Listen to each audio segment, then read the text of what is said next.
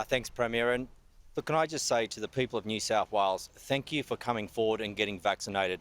What we've actually seen is we've been able to reach that important milestone of 80% of the state's average being vaccinated earlier than we anticipated. But I still say to those people that haven't come forward, please get vaccinated. Do it for yourself, do it for your family, do it for your friends, and do it for your wider community. I'll also confirm that from the 1st of November, regional travel will be able to occur. I know that with this announcement today, it is going to be frustrating for many people, but we also know this is about protecting the regions. Yesterday, we had a meeting that went for over 3.5 hours. There was discussions around regional travel. And we also know that if we opened up regional communities on Monday, we'd only see 36% of our local government areas being double vaxxed.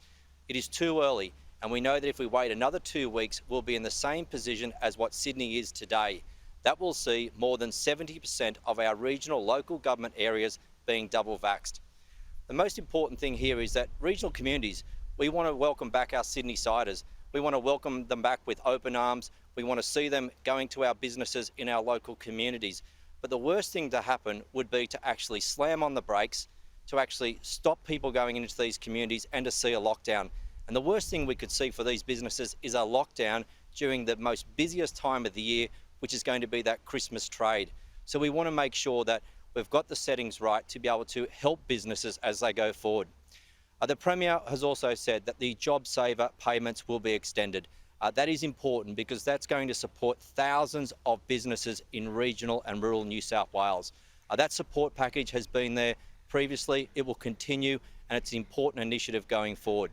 I'd also announced today that the New South Wales Government is providing a $200 million regional economic stimulus package. Now, this is a significant package that's going to get regional communities once again moving. It's going to create jobs, it's going to provide events in our local communities and really see regional communities bouncing back from this virus.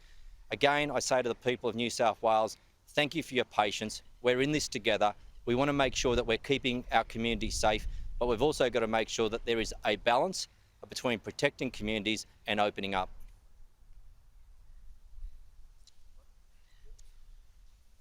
Thank you, Premier and Deputy Premier. Well, today the message is Welcome Home Australia. From the 1st of November, for fully vaccinated people, quarantine will no longer be required. That's not hotel quarantine, that's not home quarantine. You'll be able to return home. If you're a person from another country who wants to visit or work in Australia and you're fully vaccinated, you'll be able to come to Australia and not have to quarantine. We know from the 1st of November our vaccination rates are going to be incredibly high across this city and across this state, and we want to be able to say to the world that we treat everyone equally, and if you're fully vaccinated you can come and engage in this wonderful state. We will be working closely with the Commonwealth in making sure that pre-departure PCR tests are undertaken, and the Commonwealth will be verifying every single person's vaccination status before they access a flight.